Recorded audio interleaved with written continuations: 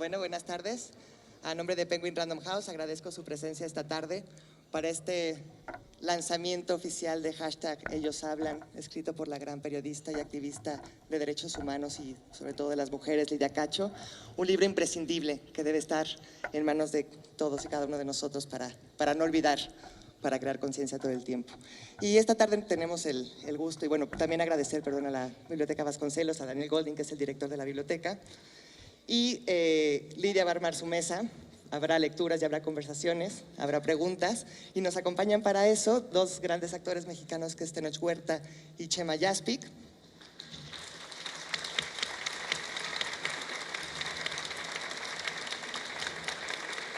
Nos acompaña también Doris Besudo, que es publirelacionista y subdirectora de Nine Muses, que es una compañía norteamericana dedicada a rescatar el tema de la mujer en cualquier ámbito de su vida. Doris, bienvenida.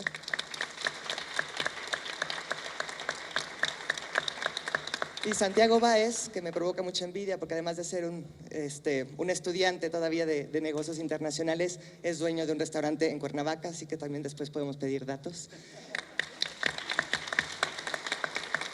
Muchas gracias por estar aquí, seguro la disfrutarán y seguro les podremos desmenuzar muchas cosas de este gran libro. Y Daniel, muchísimas gracias, te cedo la palabra. Gracias a todos por estar aquí.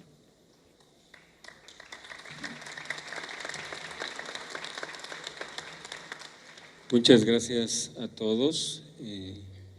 Hace unos minutos me decían una querida amiga que por qué lo hacíamos aquí y no en el auditorio, si tenemos un auditorio tan grande y tan magnífico.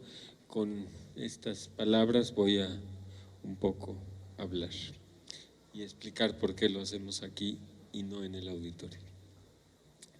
En un ensayo memorable, Gabriel Said nos recuerda que el fin de los libros es prolongar la conversación por otros medios. Por eso, entre muchas otras razones, hoy me siento menos culpable de violar con este conversatorio una norma que es habitual en las bibliotecas, la de mantener el silencio, que es un bien escaso en esta ciudad y en general en nuestra cultura y en nuestro tiempo.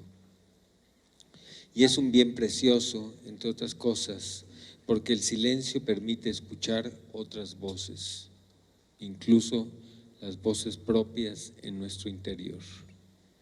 Pero hay silencios y conversaciones y conversaciones.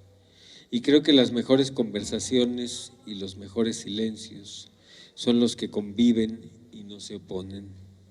Es decir, aquellas ocasiones en las que el silencio no oprime ni acalla y las veces en las que la conversación no es cháchara güera, vana, que solo pretende combatir la incomodidad del silencio. El libro cuya aparición hoy celebramos es de esos que pueden abonar por esa mezcla virtuosa, pues está tejido por muchas voces silenciadas y habla de temas silenciados que quitan la palabra, el cuerpo y el goce a muchos de nosotros. Como vivimos en una cultura machista en la que se suele silenciar a las mujeres, puede parecer extraño que un libro que enfrenta esa cultura se centre en hacer hablar a los hombres, más aún cuando quien lo firma es una mujer. No me imagino qué habría pasado si le hubiera tocado a un hombre hacer las preguntas y escuchar. Sé que si los informantes hablaron como hablaron, es decir, con confianza, sinceridad y valentía, es porque tuvieron enfrente a una mujer valiente, para no decir de otra forma, que los escuchaba. Imagino que para más de uno de ellos se trataba de la primera vez en que se sentía escuchado. Y no me extrañaría que haya sentido una emoción extraña al escuchar su propia voz, narrando cosas que él mismo no había confesado ni siquiera en su intimidad. Ojalá que este ejemplo se extienda. Vivimos en una sociedad en la que sentirse escuchado es una experiencia escasa. Vivimos también en un tiempo singular, de enormes claroscuros. En algunos momentos de este libro, Lidia parece inclinarse a subrayar su lado sombrío y resalta una suerte de consenso acerca de algunas de las más terribles caracterizaciones de nuestro tiempo. La plaga de violencia, por ejemplo.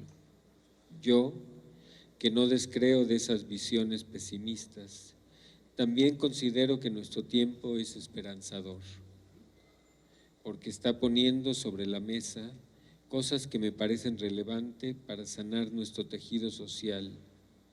Menciono 3. La primera es la importancia de repensar el género y desde el género, no solo en la oposición dicotómica entre hombres y mujeres, y explorar la diversidad de la que tanto se habla y poco hemos pensado. La segunda es el cuestionamiento de la violencia como algo natural, esencial e inherente a la condición humana. La tercera, y no menos importante, es la profundamente fecunda que es la escucha.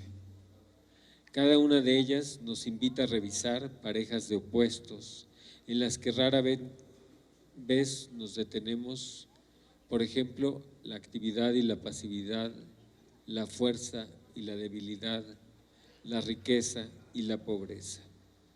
Estoy convencido de que este ejercicio nos permite vislumbrar una vida diferente para las generaciones que nos sucederán y también para nosotros mismos. Le agradezco a Lidia y a Random House que hayan aceptado la invitación a charlar públicamente en el centro de esta biblioteca sobre este libro que se originó en muchas charlas y espero que se prolongue en muchas otras. Ustedes, por cierto, podrán comprarlo, pero también podrán encontrar en el piso 7 de esta biblioteca que hay una sección de libros, videos y audios sobre género, ejemplares, y podrán tomarlos prestados. Y aquí me callo y los invito a escuchar, a leer, a pensar, y les cedo la palabra a Lidia. Muchas gracias.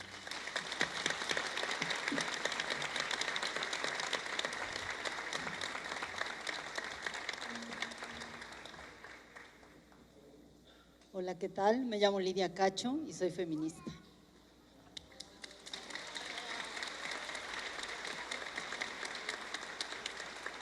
Gracias, Daniel, por recibirnos en esta casa. Tenemos muchos años tratando de planificar una presentación, un encuentro en esta magnífica biblioteca y por fin se me hizo. Y no solamente se me hizo para presentar este libro, sino además acompañada de personas a quienes quiero y admiro, y cada uno y cada una en su especialidad han hecho transformaciones importantes en su comunidad. Vamos a hacer esto un conversatorio y la primera persona que va a hablar es Doris. A Doris yo la conocí hace unos años justamente ella estaba haciendo con un grupo de amigas norteamericanas un documental sobre el impacto que tiene el trabajo de las mujeres, sobre la libertad, la justicia y el trabajo sobre la paz. Y me vino a entrevistar a mí, no sé por qué. Y a partir de ese momento nos hicimos amigas y crece esa amistad y ese cariño y esa admiración que le tengo por cómo hace las cosas. Tiene 25 años viviendo en Estados Unidos. Y entonces hace un momento me decía, soy un poquito pocha, y le dije, bueno, pues entonces no te preocupes que así lo anunciaremos. Es una migrante, transmigrante, mexicana, americana. Doris va a compartir con nosotros un fragmento del libro.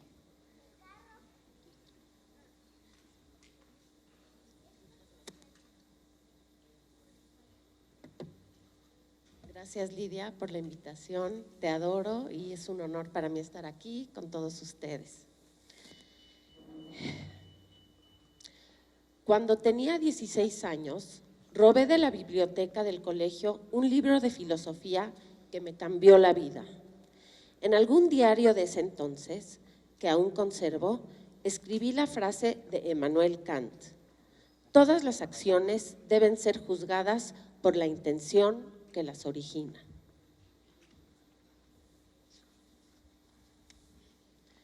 Ahora, en 2018, en las charlas que doy por todo el mundo para presentar los libros que he escrito, me encuentro con una generación de chicas que, emocionadas, me dicen que quieren ser o son feministas, pero no saben cómo hablar del machismo, celos y violencia con sus novios, amigos o compañeros. No quieren ser princesas y tampoco buscan príncipes. También se acercan a mí varones muy jóvenes, casi en la misma cantidad que las chicas.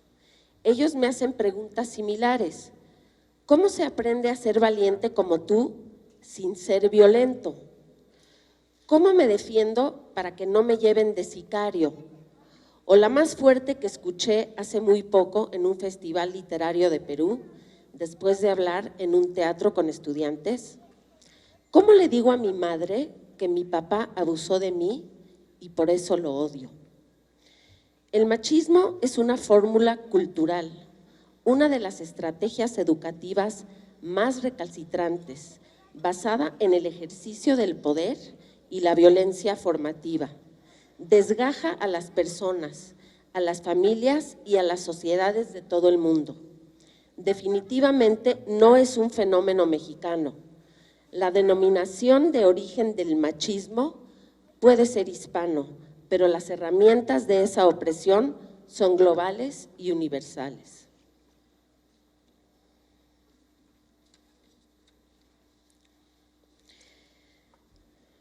¿Quién mete a los niños en el cajón del machismo y cómo quedan atrapados en él? Quise que ellos dijeran qué hay fuera de ese cajón que les inspira temor a salir y qué hay dentro para incitarlos a reproducir el modelo machista, por más intelectuales o cultos que sean. Los resultados de mi investigación demostraron que los hombres no se arrodillan frente a los hombres de poder sin antes someterse frente a la mirada paterna que representa el poder masculino, frente al padre, al patriarca en plural exponencial, el patriarcado.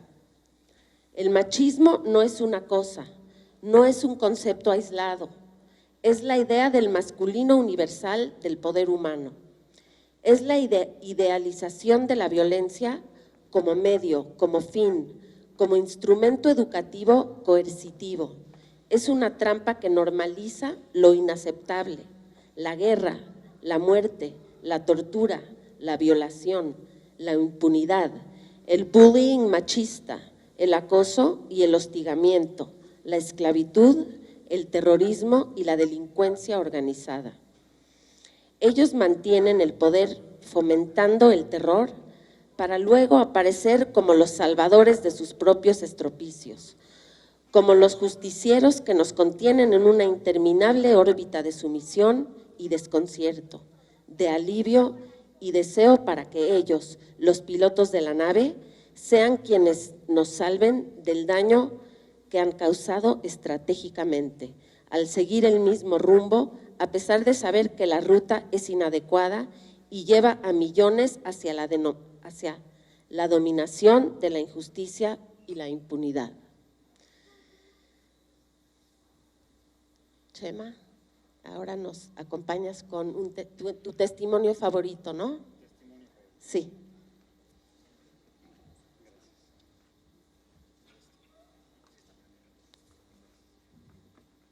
Bueno, ¿sí me oyen? Este es un testimonio de Juan.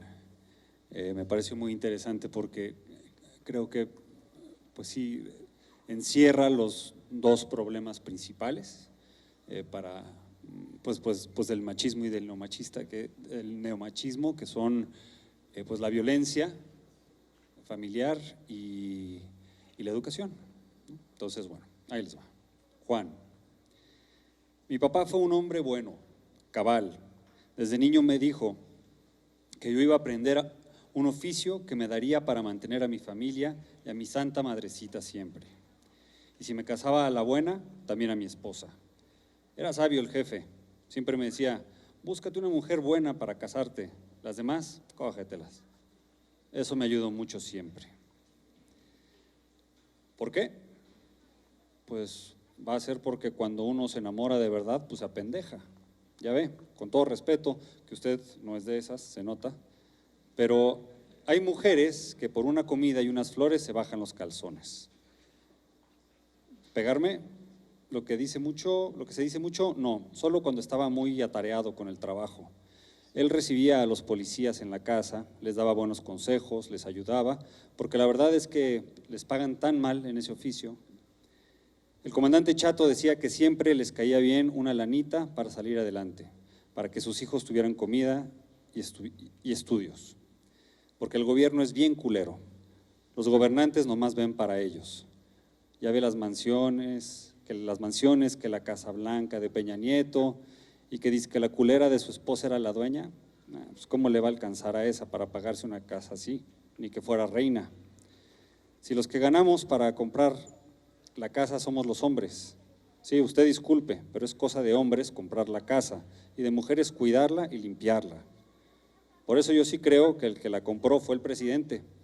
No sé por qué lo niega, si está chingona su mansión. Ese presidente es carita, pero es miedoso. Debía ser más como el Chapo Guzmán, más calado, que acepte sus errores y su poder, ¿o no? Yo, no por presumir, tenía un Corvette a los 20 años y lo presumía por todas partes, para que vean que uno tiene lo suyo. Era de segunda mano, me lo consiguió el comandante a muy buen precio porque les ayudábamos mucho allá en Tlaxcala a mantener el orden. Las chicas se subían y fluían rico conmigo. No, hombre, ¿cómo va a ser discriminación eso de que seamos diferentes?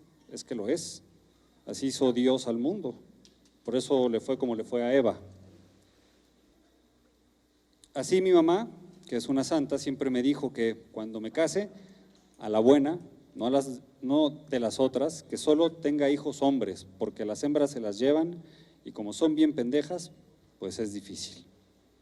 No se me vaya a ofender. Usted se ve educada y fina, pero las mexicanas no son así. No les importa lo que es lógico para los hombres. Como usted, que viene a ver de verdad cómo pienso yo y cómo sentí así cuando chamaco, y cómo sentí así cuando chamaco se interesaba por lo que pensábamos los hombres. Está bien que se sepa de todo para que no manipulen que solo ellas pueden sufrir y contar sus historias. Nosotros también tenemos cosas para contar. No me tome mal que le cierre el ojo, aprendí a guiñarles a las damas desde chiquito. Me sale natural cuando estoy frente a una dama bella. Yo aquí leo mucho la Biblia, me la regaló un compañero y la neta que sí me cambió la vida. Por eso le digo, desde Eva y así, como que Dios no les dio a las mujeres lo que nos dio a los hombres. Eva es la costilla de un hombre, así es y no va a cambiar. Sí, bueno, pues de niño yo era normal, en mi casa se comía 3 veces al día. En el barrio los socios de mi jefe eran todos de carisma, nos decían, hagan la tarea para que no salgan burros. Y luego nos ponían un rato todos los días a aprender las frases para ser bien verbo. Pues ¿cómo que quiere decir? Pues así como un galán, un don Juan. Hay que aprender a conquistarlas desde chiquito, porque como decía el tío Poncho, que era la santísima verga cuando yo era escuincle, si tú no las conquistas, ellas te enamoran y ya valiste para pura madre. No crea, ya no pienso así, porque uno va madurando. Yo tengo 32 años. Me casé 17 veces, eso te foguea. Y ahora que leo la Biblia, veo que también te da sentimiento de culpa. Cuando uno se apercibe de la culpa, ya es difícil decir que no hizo lo que hizo. Como 8 años tenía cuando el jefe me dijo que ya estaba listo para aprender, que me había escogido mi tío Poncho de padrino. ¿Por qué me escogieron? Pues porque soy carita. Salí como mi mamá, más güerito y de ojo claro. Allá en Tlaxcala hay mucho prieto, yo soy atlético. Aquí diario hago ejercicio, uno tiene que mantenerse en forma para que las chavas lo vean y piensen que será un buen esposo. Pues mire, aquí donde ve mi dedo, no ve mucho pelo, pues esa cicatriz, así de la mitad del cráneo, me la hizo el padrino Poncho. Me reventó una botella de Bacardí en la cabeza porque me oyó decirle a mi amigo de la escuela que mi jefe era el más poderoso. Me tuvieron que llevar al hospital, ya ni me acuerdo.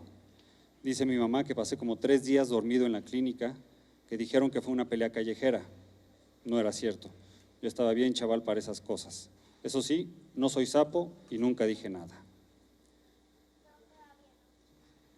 Luego, otras veces sí. A veces mi papá me hacía castigos que más que la verdad sí eran feos para un niño. Pero yo se lo agradezco porque me hizo hombre. ¿Qué cómo? Así, por ejemplo, cuando cumplí 12 años me hicieron una fiesta y mi mamá me compró un pastel en la pastelería, así de merengue, sabroso, de color azul, de 2 pisos y todo. De esos ya no como hace mucho, porque aquí no los hay. Y que me dan mi patineta. Me puse contento y empecé a brincar de gusto. Era la patineta, así de marca más Finolis, de los United States. Yo corrí a abrazar a mi papá y le dije que lo quería, y enfrente de todos mis amigos trató de romper la patineta. No pudo porque era de un material especial. Entonces me empezó a pegar con ella en las piernas y me reventó la rodilla. Nadie se metía. De eso sí me acuerdo, que invité a la mitad de niñas de mi escuela, a las más bonitas invita, me dijo mi jefe. Y ellas vieron cómo me humilló. Esa parte sí fue poco agradable. Ya después no me quisieron llevar a la clínica y un doctor del pueblo me fue a enyesar a la casa y a quitar la bola como de agua que se me hizo como en la rodilla y que tenía la pata rota, pero aguanté como hombre. La verdad, sí, creo que fue el día más triste de mi vida porque le tenía ilusión a esa patineta, pero después el padrino me hizo ver la realidad. Me dijo que no le guardara rencor a mi jefe, porque los que tienen corazón de pollo en el oficio familiar no sirven para una chingada. Ahí aprendí a matar el sentimiento para ser un caballero. A mi mamá algunas veces, sí, mi papá le daba sus madrazos. Una sola vez la vi llorando y tenía sangre en toda la cara. Yo me fui contra mi papá y mi hermano grande me detuvo y me dijo que ni me metiera. Pero yo le dije que las reglas son las reglas. El padrino nos había enseñado que a una mujer nunca le pegas en la cara porque le vas quitando lo bonita. Pues ahora que lo pregunta, sí creo que sentí feo. Pues si no, ¿por qué iba a querer defenderla del hombre que me dio la vida?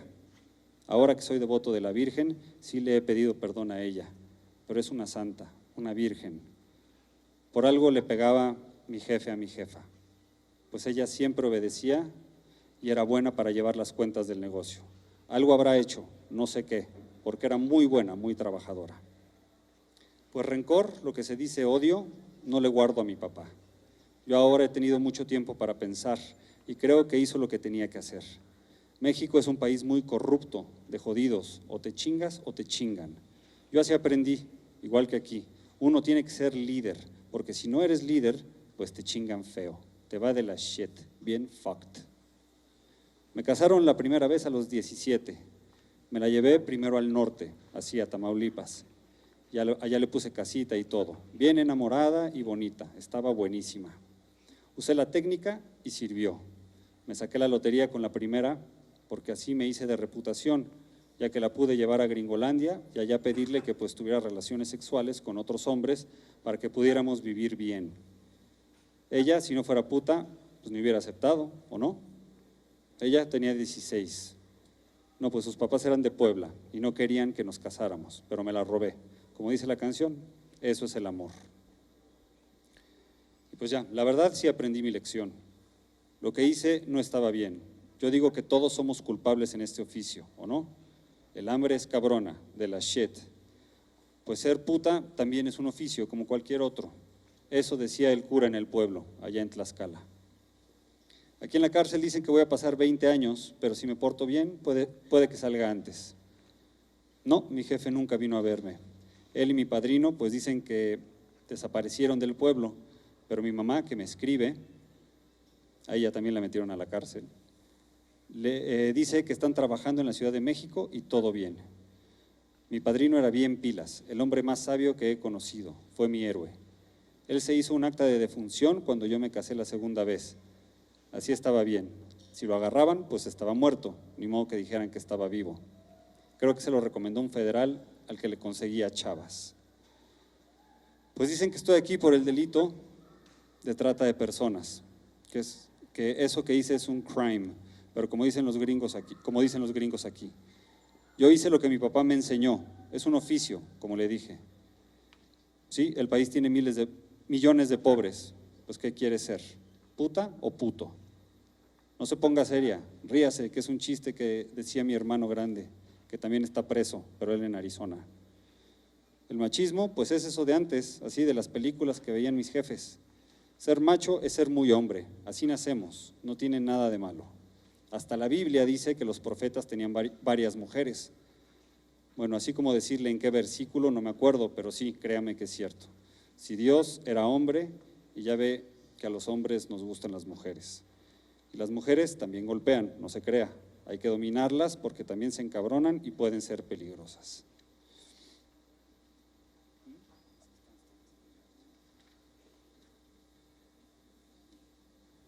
¿Que por qué digo que era sabio mi papá, como si estuviera muerto? Porque él nos enseñó siempre que si nos agarraban, ya no existíamos para él. Bueno, ya lo leerán ustedes el resto de Juan. Gracias, Chema.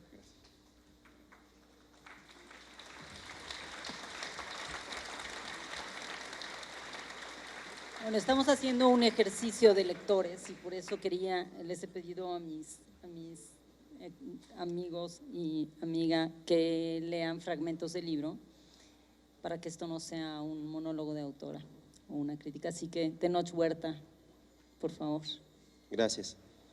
Agradezco la invitación y también la oportunidad de que nosotros hablemos, de que nosotros seamos escuchados, porque tenemos un montón que decir. Hay un movimiento que está reivindicando las causas más profundas de la humanidad, que es el feminismo. Y la otra mitad de la humanidad, que somos los hombres, tenemos que sumarnos y entendernos y escucharnos y redefinirnos, y creo que este es un gran paso en esa dirección y espero que no sea el único y que todos los demás empecemos a generar discusiones, entendimiento y lazos para que nos podamos redefinir como hombres y dejemos de lastimarnos, de lastimar a otros y lastimar a otras con las actitudes que hemos aprendido, que la cultura nos ha legado, pero que ya es hora de romper y de echar para adelante. Me hubiera gustado ver más hombres, pero hay bastantes, lo cual me emociona y espero que cada vez haya más y más y más y más, porque si no nos salvamos.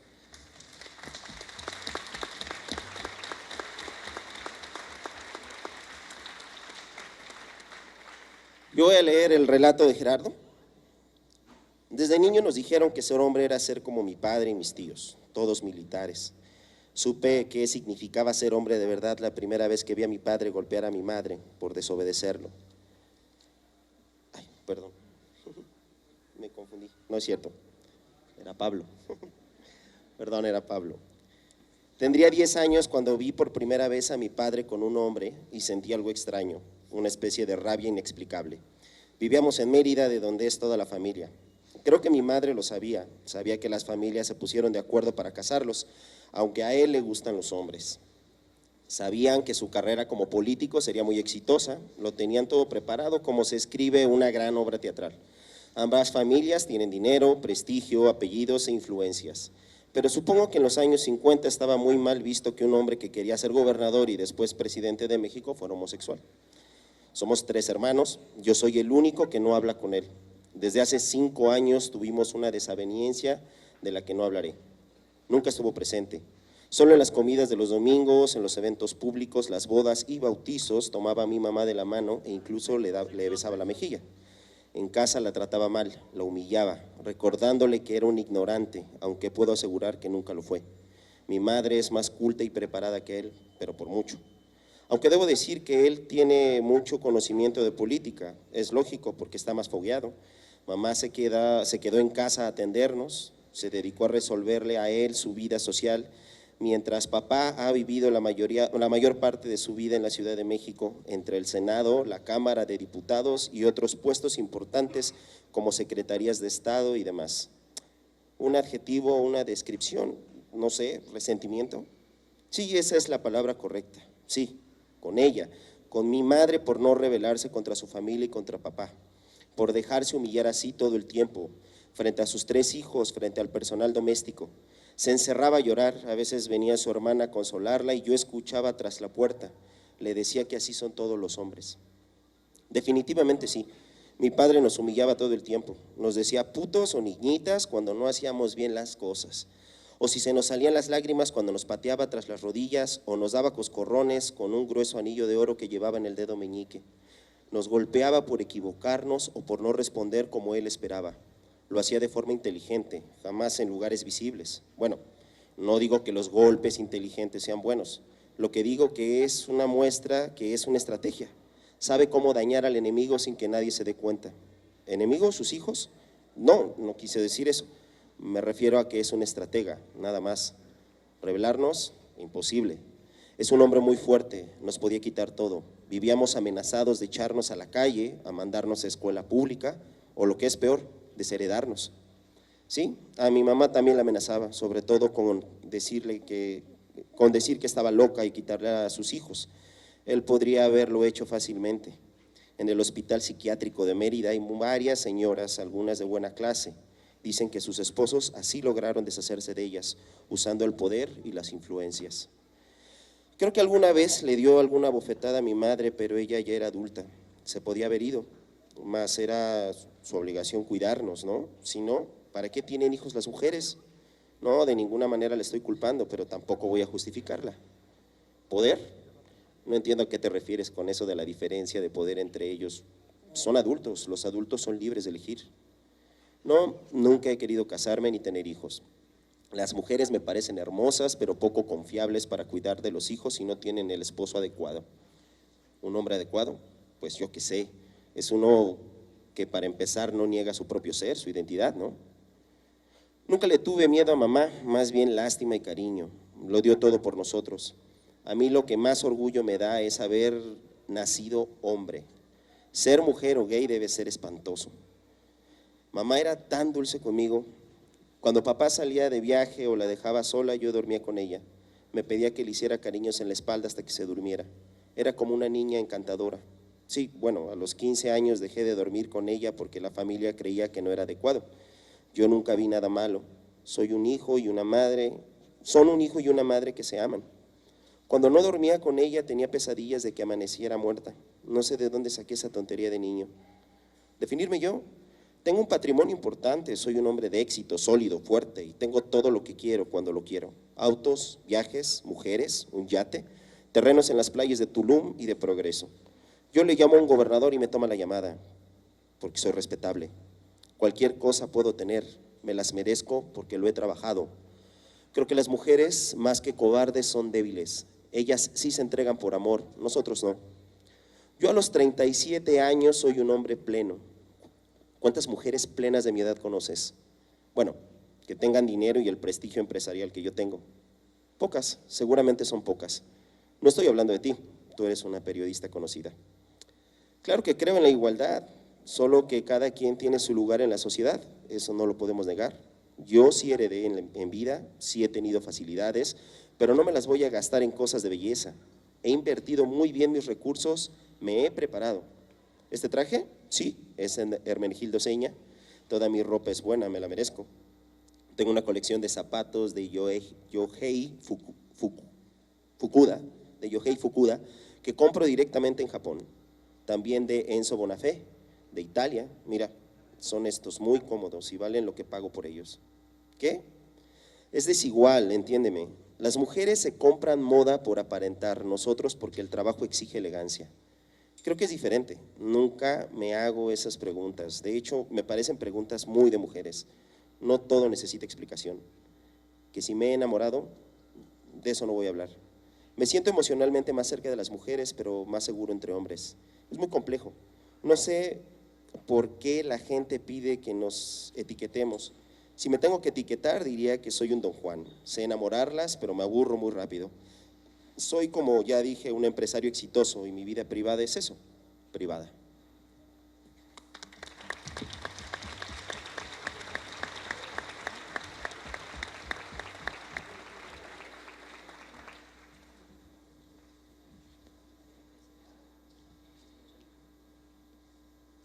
Buenas tardes a todos, a todas. Muchas gracias por la invitación. Y bueno, yo voy a leer lo que más me impresionó del libro. Bueno, una de las cosas que más me impresionó está en la introducción. El profesor de Medicina Legal español, Miguel de Lorente Acosta, asegura que los hombres constituyen una hermandad, una fratría. Cuando un hombre hace las cosas de manera diferente de lo esperado por la mayoría, es tachado de mal hombre, porque con la desviación en su camino de masculinidad tradicional, cuestiona a todo un grupo, evidencia las trampas del poder. Miguel, como experto en temas de igualdad y justicia, dice que no se nace hombre, que la masculinidad es una identidad por contraste, es decir, toda la educación se basa en lograr que los niños no sean como su madre, que no sean sensibles aunque sufran, que no lloren ni señalen las injusticias de las que son víctimas. Ser hombrecito es soportar la violencia, el abuso, la humillación, una tarea ciertamente muy difícil para cualquier niño. Por eso, a cambio se les ofrecen referencias culturales para convertirse en héroes y eventualmente obtener privilegios, éxito económico superior al de las mujeres, un poder que solo les da la pertenencia al género masculino y la posibilidad de resolver conflictos de acuerdo con los intereses masculinos, desacreditando todo lo sensible como las voces de las niñas, niños y mujeres. Si no se documenta a profundidad la experiencia de cómo narran los hombres esa conversación desde la niñez, no avanzará el debate sobre la violencia y la crisis mundial creada por los hombres de poder. Sus voces son indispensables para ahondar en la exploración de una nueva forma de masculinidad que fomente relaciones sociales y políticas capaces de atajar esta violencia que nos separa como un dique culturalmente construido, devastador y muchas veces mortal.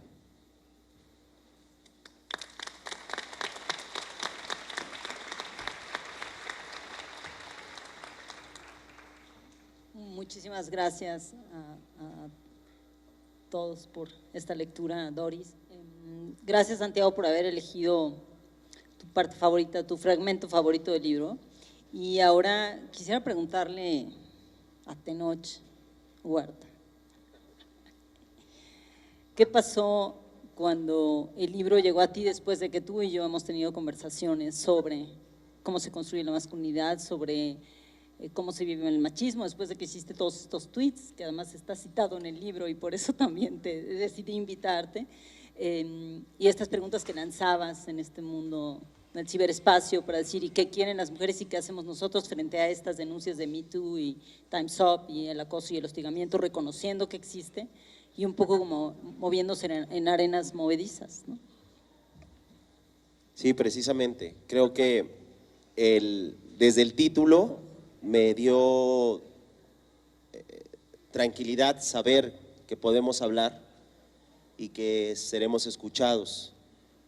Precisamente creo que se vuelven arenas movedizas de pronto dar opiniones que son discordantes con lo que la gente está, con lo que es políticamente correcto, y de pronto se vuelve tan agresivo como desafiar al machismo.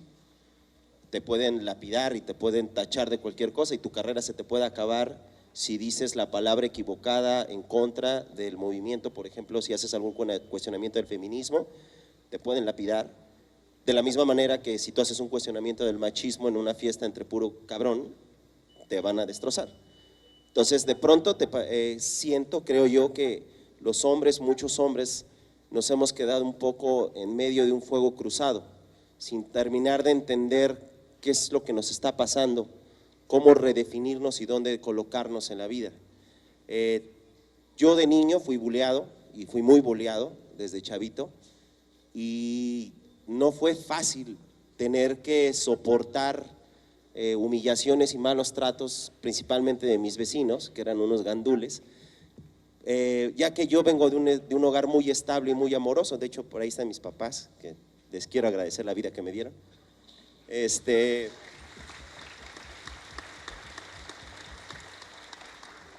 Yo vengo de un hogar estable y amoroso, con los problemas que tiene cualquier hogar en términos generales, pero al ser de carácter mucho más dulce y mucho más sensible, pues era blanco de burlas y sobre todo de golpes, de humillaciones y de malos tratos de los compadres de mi calle. Y eventualmente tuve que empezar a aprender a mimetizarme en ese mundo, a parecer un hombre como esos, ¿no? Sin llegar al extremo de humillar o de golpear a más personas, ni tampoco llegar al extremo de creer que una mujer o alguien más débil que yo, y lo digo entre comillas, era inferior a mí. Pero sí tienes que empezar a adaptarte a este mundo y resulta bastante doloroso.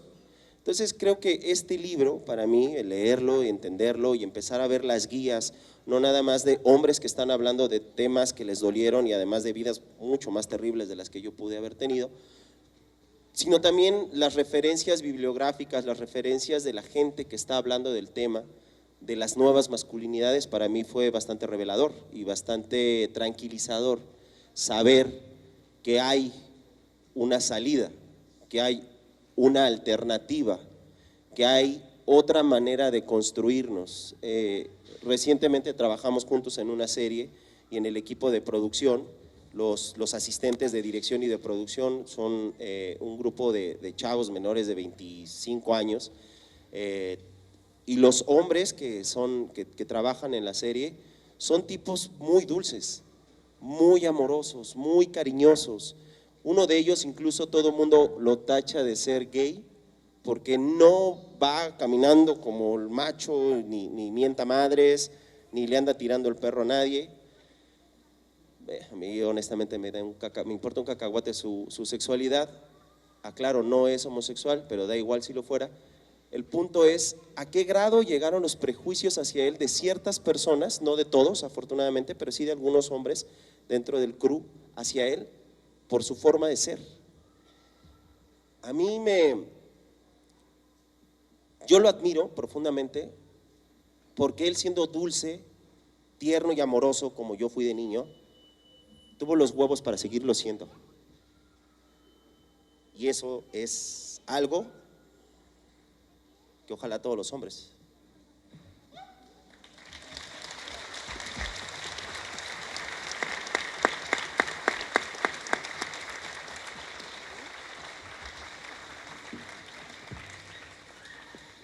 ¿Qué me pasó a mí aquí? Bueno, primero me ayudó muchísimo a contextualizar y a profundizar pues no nada más en lo que es el machismo, sino de dónde viene y cómo se ha transformado durante los años, y evidentemente pues sí fue un espejo. Sí me vi, yo me considero una persona emocionalmente sana, dentro de lo que quepa. También vengo de una familia muy amorosa, mis padres siguen casados después de 50 años, pero al hacer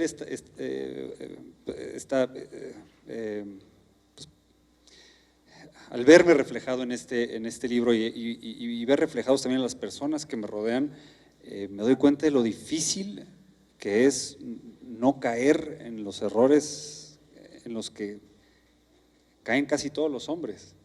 Es un trabajo que hay que hacer diario, que hay que hacer todo el tiempo, porque me pareció interesante esto del neomachismo, ¿no? Que sigue siendo machista, pero con bandera de no lo soy. Tengo la fortuna de tener muchos tipos de amigos de todos los extractos y de todas las profesiones, y veo cómo todos realmente sufrimos o somos partícipes más bien del machismo, sin importar de dónde venimos y con quién estamos, ¿no? Podemos ser machos con nuestros propios amigos, con la familia. Me aterroriza pensar que puedo ser un padre que eduque a mis hijos desde el machismo. Creo que no lo hago, pero como dije hace 2 minutos, se salen cosas que hay que estarlas trabajando todo el tiempo. Y este libro ayuda mucho a eso, ¿no? A saber, clarifica de una manera muy puntual qué es, de dónde viene y qué se puede hacer, qué tipo de conversaciones se pueden tener, qué tipo de reflexiones se deben tener para no caer en lo mismo y terminar con este ciclo que es de toda la vida, ¿no? Se puede hacer, afortunadamente, se puede cambiar, podemos llegar a un momento de reflexión y de entendimiento para cambiar lo que se tiene que cambiar. Gracias, Lidia.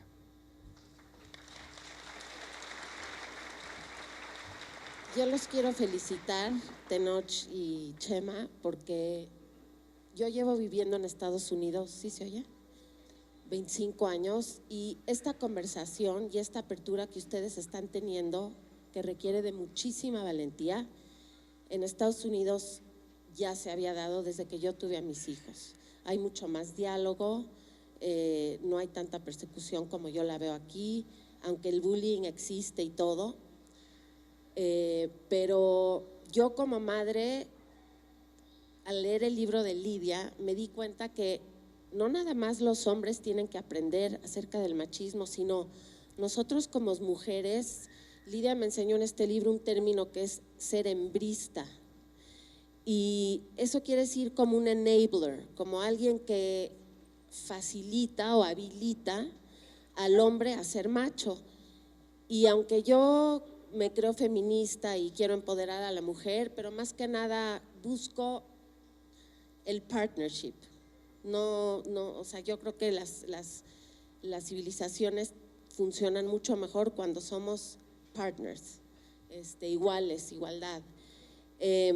Sí, al leer el libro de Lidia me di cuenta que en muchos aspectos yo era hembrista, yo facilitaba ciertos comportamientos. Por ejemplo, si en algún tema yo sabía más que mi marido, pues no le iba a decir porque no lo quería yo ofender, o si yo ya conocía algún tipo de lugar increíble, yo le quería dar el gusto de que él me lo enseñe. No sé, hay varios puntos que Lidia apunta, y no sé, como mujer se me hizo fascinante porque yo creo que, como tú dices, todo tiene que empezar educando a los hijos, y todo se hereda, ¿no? Los comportamientos machistas o de machos de ustedes, o no de ustedes, pero del resto, se aprenden y se tienen que trabajar porque se aprenden de generación en generación, y la mamá 1000% tiene también un papel importante para que esto se erradique en algunos años. Como dice Lidia, calculas unos 100 para México, pero bueno, ahí vamos. Pero los felicito, gracias por su valentía. Bueno, a mí me parece súper interesante, perdón.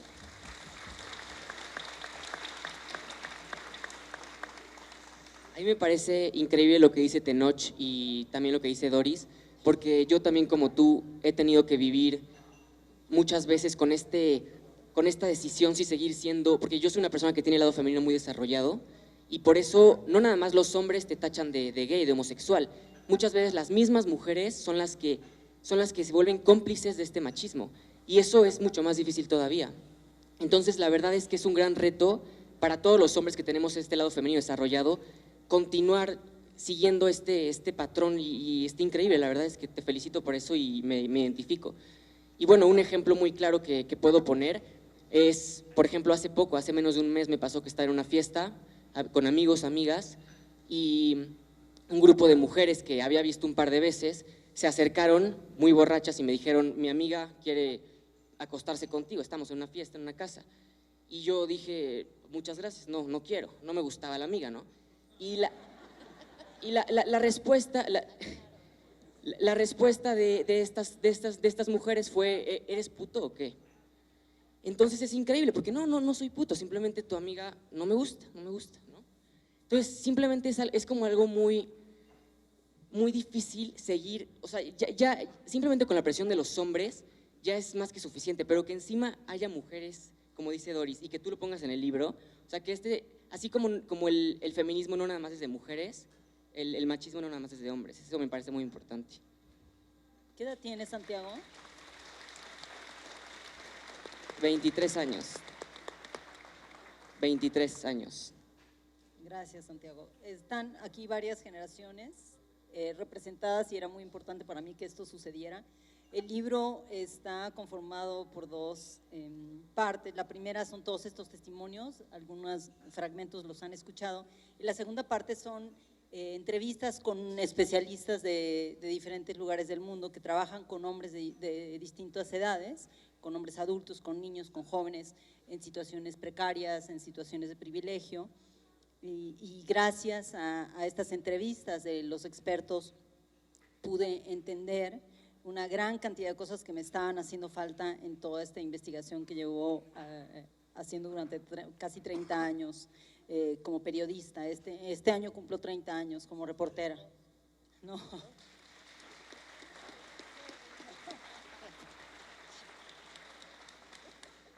Y bueno, en la segunda parte también, al final del libro, en las conclusiones, hay una serie de tests que hice gracias a Andrés Ramírez, mi editor que está aquí enfrente, junto a Fernanda, que es la editora del libro.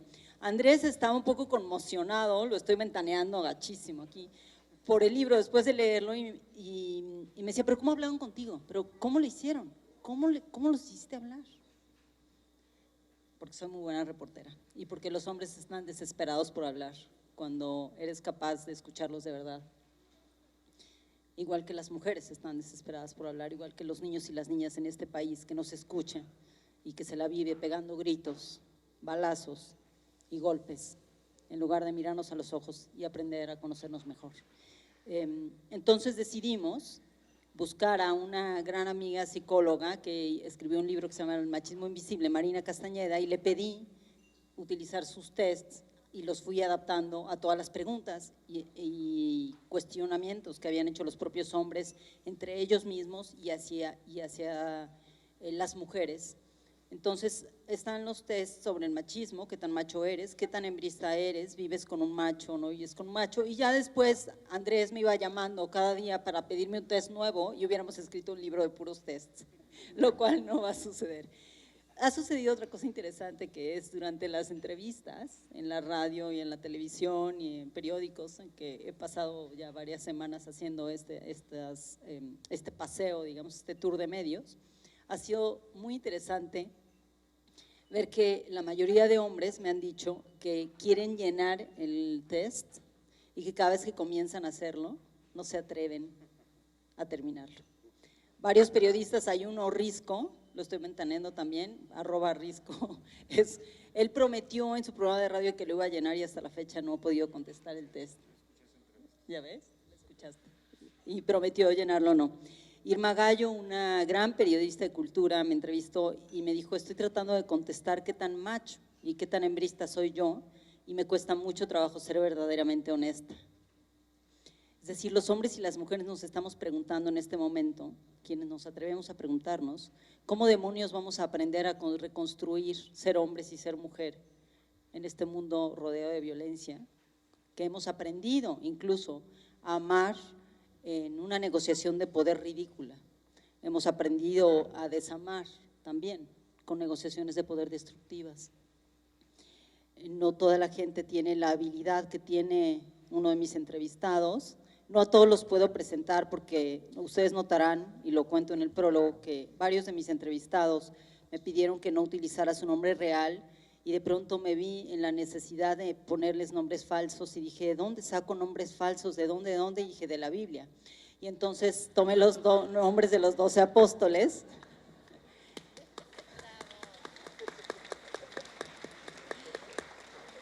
Y por eso Bartolomé, Juan, todos estos nombres son en realidad nombres bíblicos. Y hay dos de los entrevistados que están aquí que sí quisieron que sus nombres aparecieran, y aunque no están sus apellidos, que están aquí sentados. Uno de ellos es Alberto Ruy Sánchez, uno de mis poetas y escritores favoritos, y Marouane Antaki. Marouane.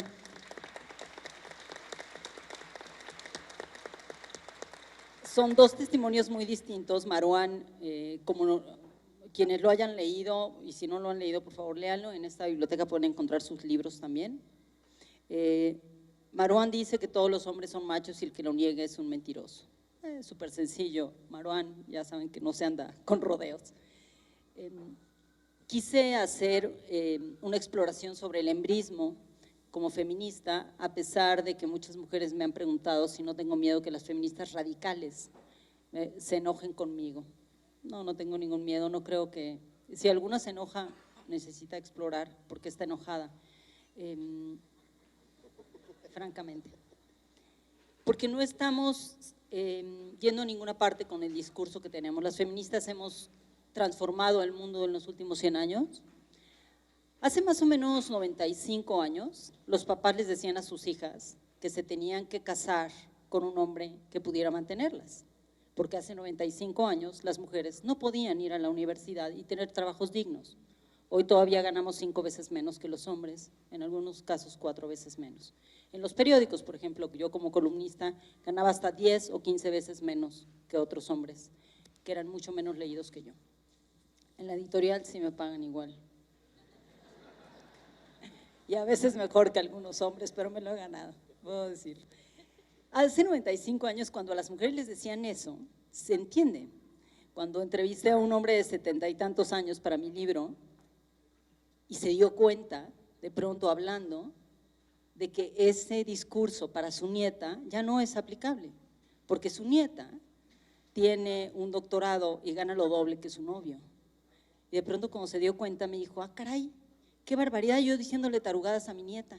Mejor que en vez de casarse con un hombre que la pueda mantener, que se case con un hombre que la admire. La mayoría de los hombres más jóvenes, como Santiago, y por eso quise que estuviera aquí, de hombres de 20 a 25 años, a quienes entrevisté, me dijeron cosas bellísimas.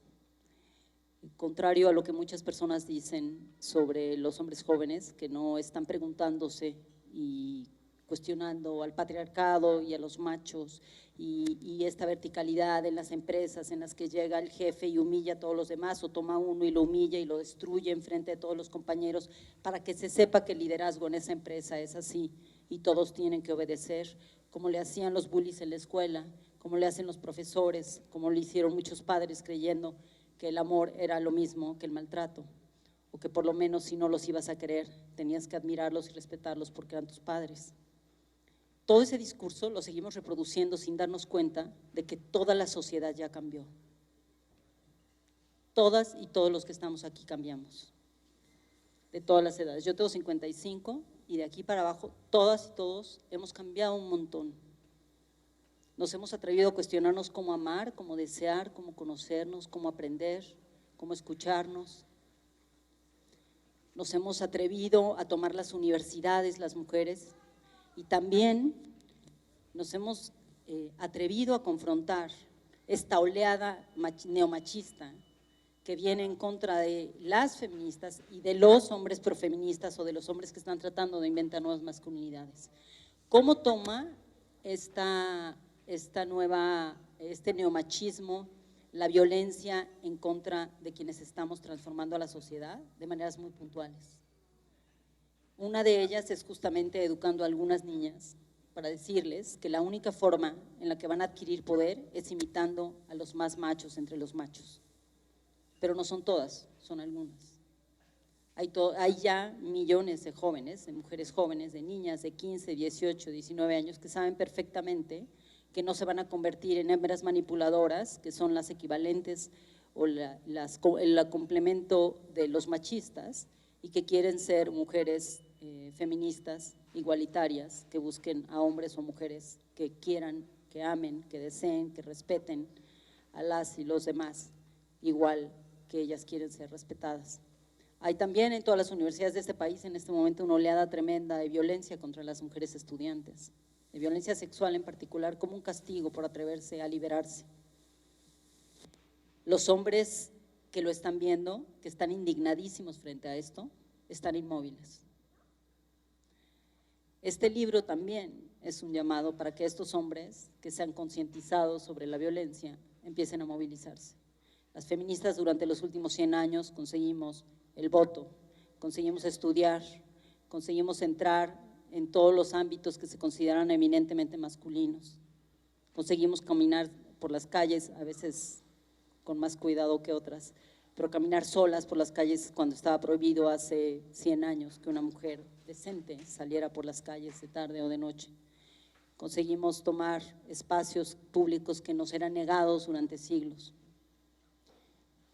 Algunos hemos recibido la venganza de hombres de poder por habernos atrevido a hacer esto, pero la mayoría hemos aprendido a ser sobrevivientes. Yo soy una sobreviviente bastante feliz porque a nadie le voy a regalar mi felicidad, y menos a mis torturadores y tampoco a los corruptos, porque estamos muy ocupados reconstruyendo el mundo. Em,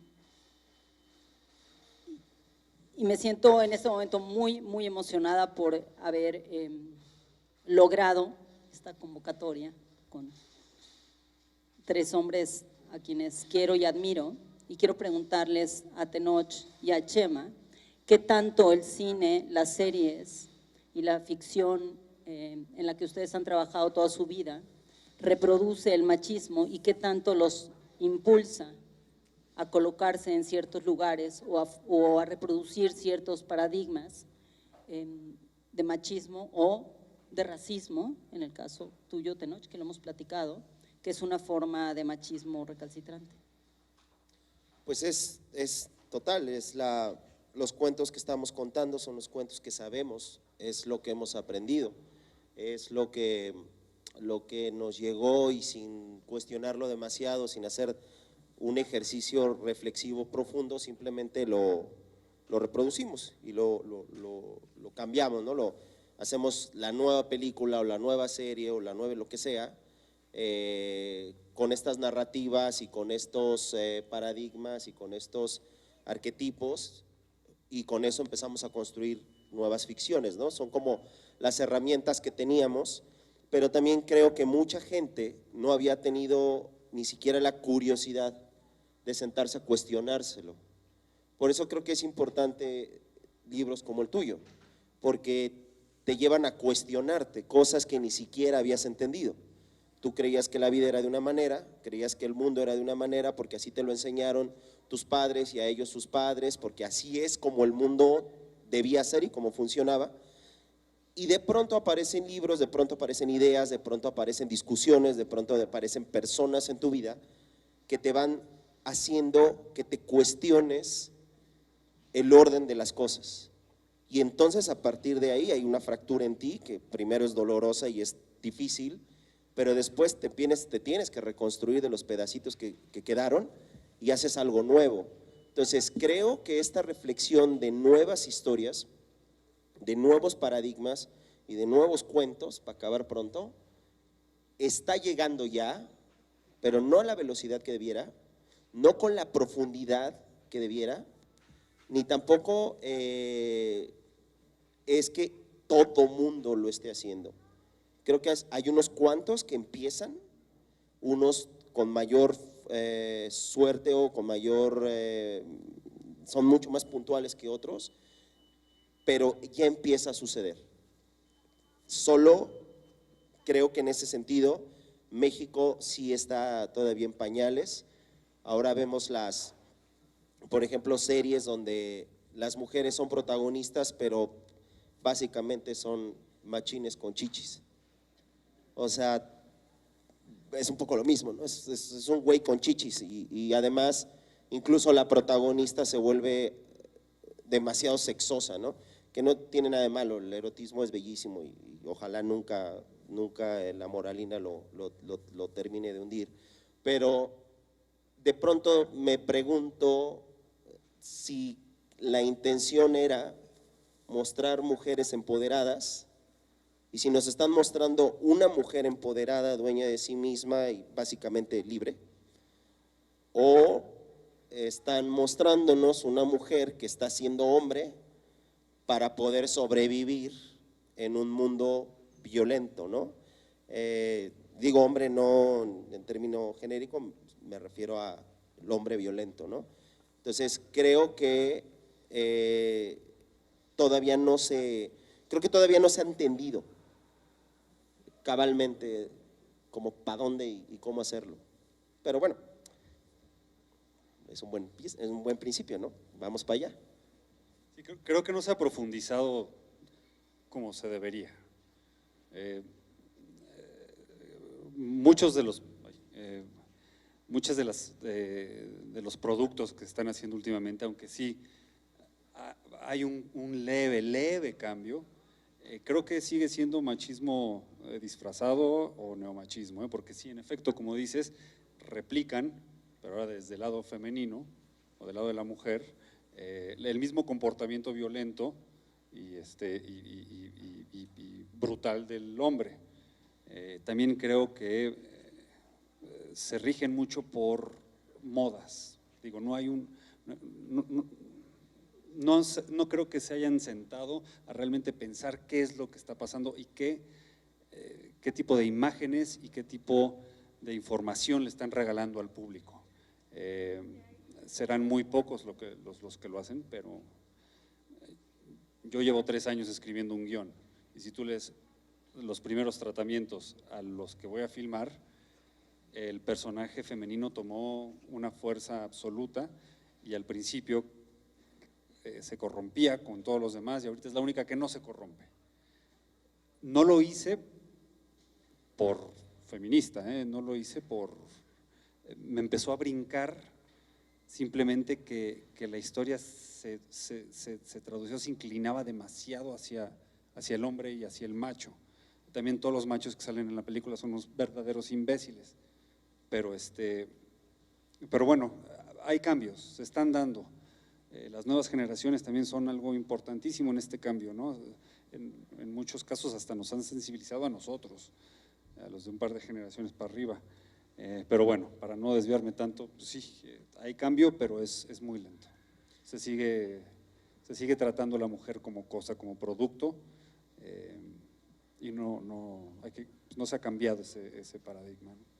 Ahora, no, con esto tampoco quiero decir que deben de acabarse las películas de acción, ni tampoco el cine gore o el cine violento. No, pero lo ves en la comedia romántica. Exactamente, es que en otros géneros que no son precisamente violencia, ves esos arquetipos que se van repitiendo. Entonces, a eso me refiero, ¿no? Yo jamás atentaría contra los géneros, tampoco atentaría contra la libertad creativa ni contra el arte, y el arte tiene que ser lo que es y ya se acabó, pero sí creo que estos modelos se van repitiendo y sigue siendo lo mismo, ¿no? Como bien dices, ¿no? La comedia romántica sigue siendo el ideal de la chica es casarse, y casarse bien, con un hombre que la ame, que sea bueno, que sea trabajador, que sea de preferencia culto, que tenga lana, de buena familia, o sea, incluso hasta la blanquitud es deseable en las comedias románticas, por ejemplo, ¿no?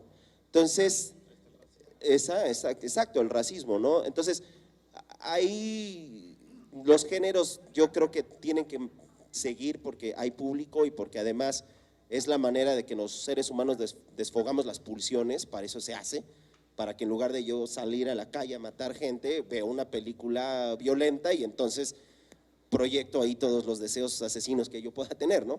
Qué bueno que existen, pero las figuras que se están empleando de cómo se representan los hombres y a las mujeres no está cambiando ni con la profundidad, ni con la velocidad, ni con el entendimiento que se necesita.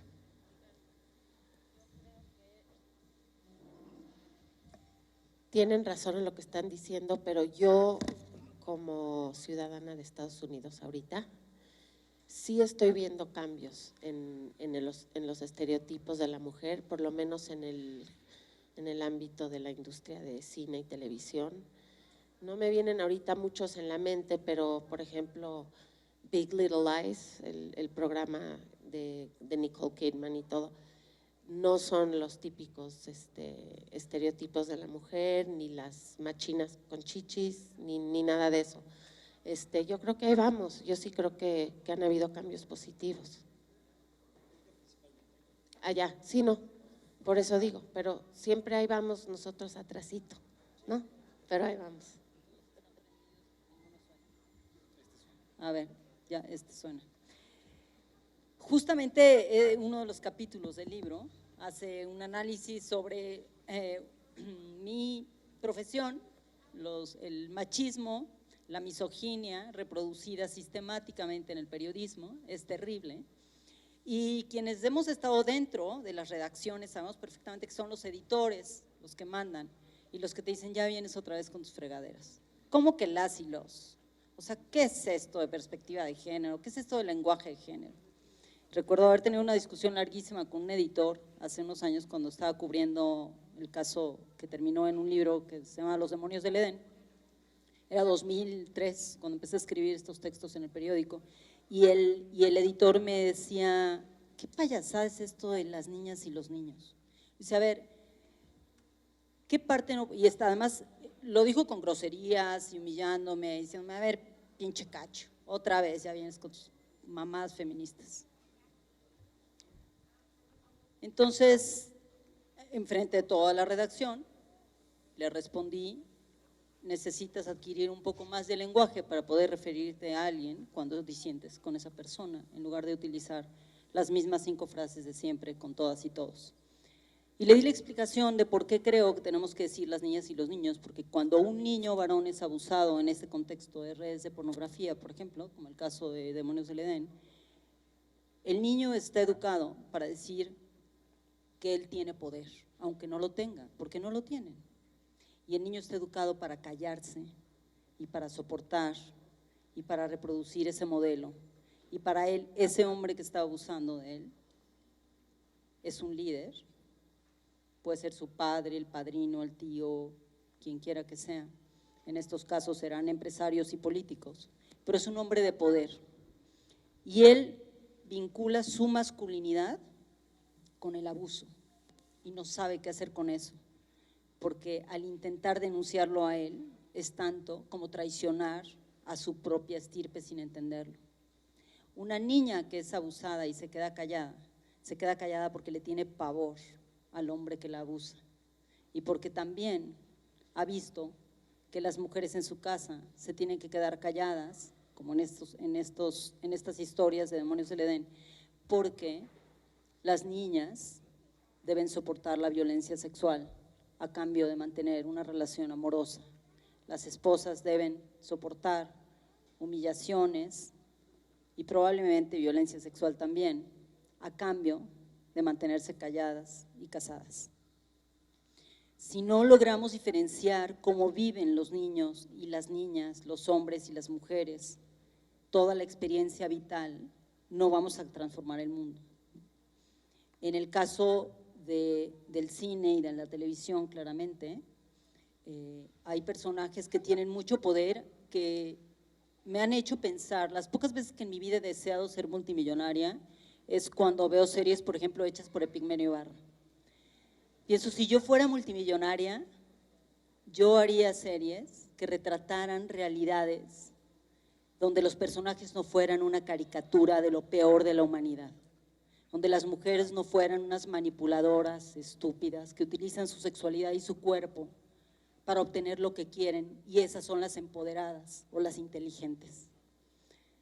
Y los hombres son unos mentirosos y unos manipuladores y unos sexistas, y esos, o muy buenos, y esos son los héroes. Quien escribe esos guiones y quien paga para que escriba esos guiones nos da un argumento muy poco sólido desde mi perspectiva y bastante criticable, que es el mismo argumento que nos da Televisa, TV Azteca, las televisoras, los medios en general, y es: la gente quiere eso. Y si la gente quisiera eso, yo quisiera saber por qué tantos millones de personas leen Los Demonios del Edén o leen mis textos y han leído mis libros, que son absolutamente feministas y tienen lenguaje de género. Nunca se me ha acercado un lector o una lectora para preguntarme ¿por qué demonios se puso a hablar así en el libro? Lo que me ha sucedido sistemáticamente a lo largo de 11 años es que cada vez más hombres de todas las edades, sobre todo mayores de 50 años, se me acercan. Me acaba de suceder ahora que estuvimos en Nuevo México presentando nuestra serie de Somos Valientes, una miniserie educativa.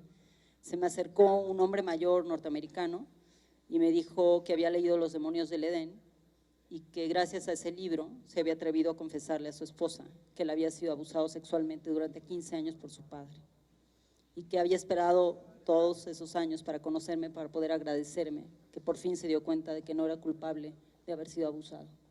Eso me pasa todas las veces que hablo en público, en casi todas partes, no solamente en México, sino en el mundo. He presentado el libro en Suecia, lo he presentado, y en todas partes se me acercan hombres a decirme que es la primera vez en su vida que se sienten reivindicados y con derecho a la voz, que sienten que el niño que llevan dentro está herido o está roto o está fracturado y que con una lectura dirigida a ellos volvieron a nacer. No es mi trabajo el que lo logra, es que la sociedad no ha entendido que tenemos que empezar a reproducir un lenguaje distinto, mi editor me preguntó, ¿por qué te vas a contracorriente otra vez? Cuando estábamos tratando de escribir la parte trasera, la contratapa del libro. Y dije, porque la corriente nos ha llevado a este lugar que está ensangrentado, donde todas las personas que nos hemos divorciado le hemos pasado muy mal, donde cada vez nos cuesta más trabajo aprender a amarnos entre hombres y hombres, mujeres y mujeres, hombres y mujeres, donde no sabemos muy bien cómo crear un nuevo contrato amoroso. No lo entendemos, no lo hemos construido, porque la narrativa sigue siendo la narrativa vieja. Y este libro es eso, una provocación buscando una nueva narrativa. Le pedí a un amigo, no está aquí, se fue a Alemania porque se ganó una beca, pero sí les quiero darle voz a él y se la voy a dar yo con voz de mujer. Se llama Antonio Ortuño, es uno de mis escritores jóvenes favoritos, lo adoro y lo admiro un montón. Le pedí una frase para el libro y escribió esto desde el corazón. El machismo es como una prisión bajo tierra, un lugar rabioso, sobrepoblado y solitario a la vez. En ese sitio todo se trata de romper a otros o que te rompan. Y uno descubre que está allá abajo un día, que está desde niño. Y entonces, a veces, uno decide escalar, rasparse, golpearse, arañarse y alejarse todo lo posible. Porque si hay una mejor vida que esa, seguro está en otro lado. Le voy a pedir a Santiago, porque es el más joven de entre nosotros,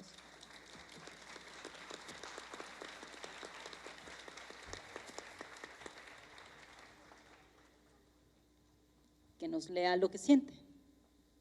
Bueno, antes de todo, muchas gracias otra vez, Lidia. Es un reto, una oportunidad, pero sobre todo un enorme honor poder compartir un espacio con alguien que admiro y que amo tanto como tú. Entonces, muchísimas gracias, de verdad. Y bueno, mi objetivo con lo que les voy a decir es tratar de contarles a la conclusión que llegué después de leer este libro como hombre de mi generación, como un hombre de 23 años. Y para eso quiero empezar con una frase que compartes, que citas de Malala en la introducción. Quiero que le pongan mucha atención a esta frase porque me encantaría terminar con ella. La educación de los jóvenes es crucial para que aprendan sobre los derechos de las mujeres y se termine con la inequidad de género. Esta frase, justo después de que la terminé de leer, vi que algo no me gustó del todo. Ya después continué leyendo el libro y vi que tú tampoco estabas de acuerdo, que la describes como incompleta, insuficiente, y no podría estar más de acuerdo contigo. Para mí es una afirmación insuficiente. Y bueno, para poder explicarles por qué es insuficiente para mí, quiero hablarles rápidamente como de mi educación, de mi infancia, de cómo viví el machismo y la equidad de género. Yo vengo de una familia extremadamente amorosa, mis padres se quieren como ninguna otra pareja que yo haya conocido, y mi madre es extremadamente fuerte, empoderada, es definitivamente el pilar de nuestra familia. Mi padre un hombre increíblemente generoso, sensible, definitivamente el mejor hombre que conozco. Y pues desde que yo tengo memoria, mi educación siempre se basó en el sentir antes que en el pensar. Siempre que mi hermana y yo estábamos tristes, angustiados, enojados, la pregunta que mi madre nos hacía era: ¿qué sientes? Pregúntate, ¿cómo estás? ¿Qué sientes?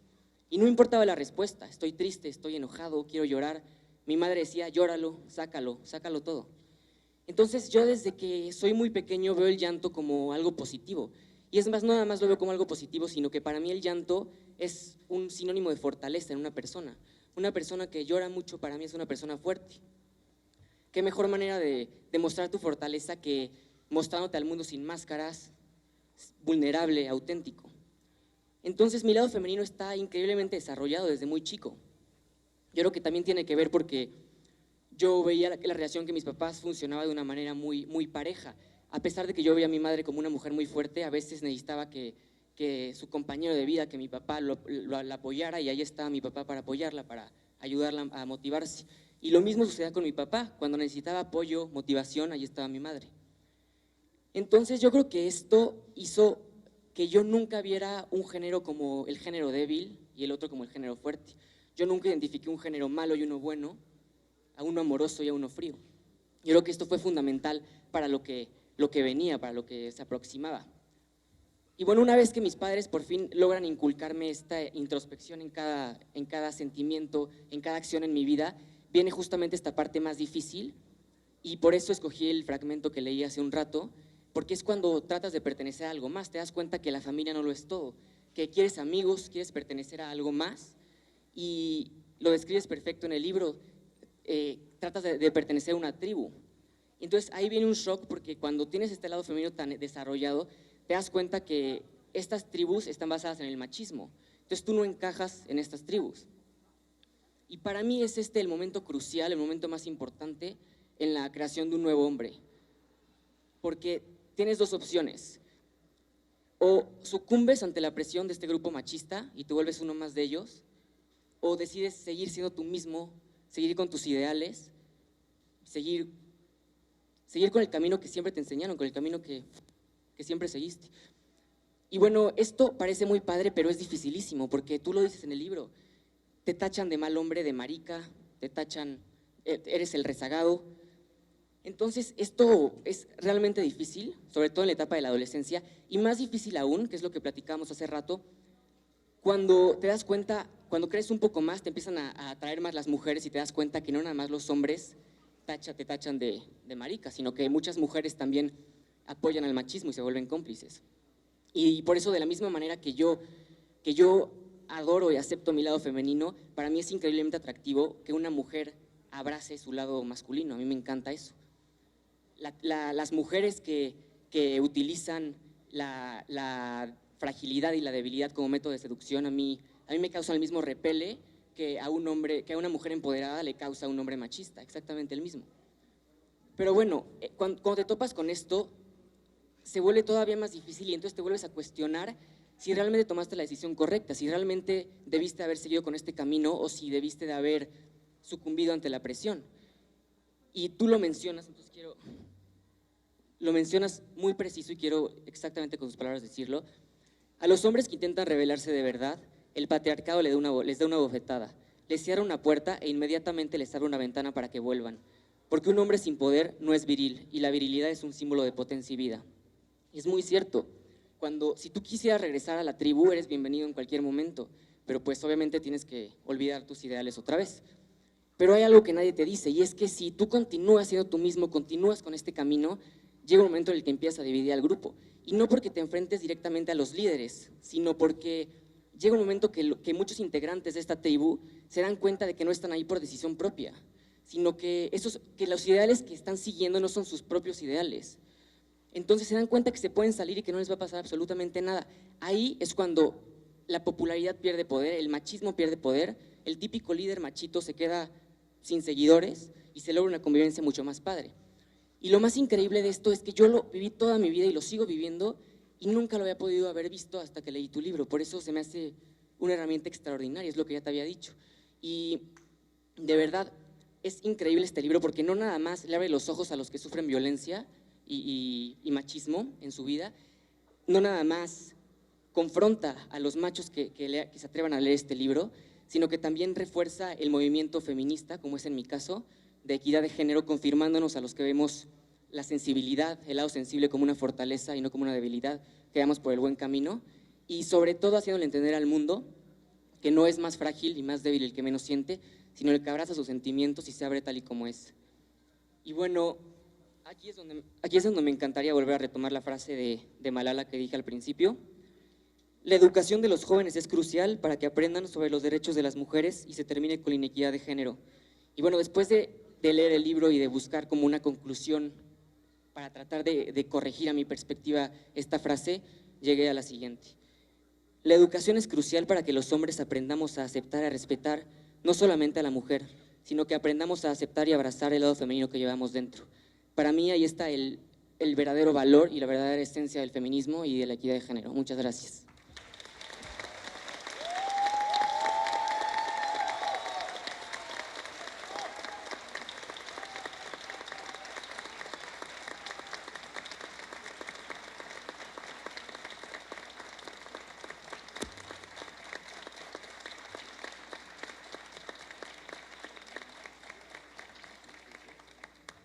Yo creo que no había mejor manera de cerrar que con la voz y las palabras de Santiago. Les agradezco infinitamente habernos acompañado. Vamos a tomar algo, y creo que me voy a sentar a firmar algunos libros. Gracias Daniel, muchísimas gracias por prestarnos tu casa. Tenoch, muchas gracias por abrir el corazón y la palabra, por tu amistad. Chema, igual, por abrir el corazón, por tu amistad, por tu cercanía siempre. Doris, gracias por venir desde allá para acá. Santiago, gracias por atreverte a hacer esto enfrente de muchos de tus amigos y de otros que seguramente lo serán. Y de alguno que por ahí te va a ofrecer que te vuelvas youtuber. No lo dudo. Gracias a mi editorial y gracias a la gente que quiero.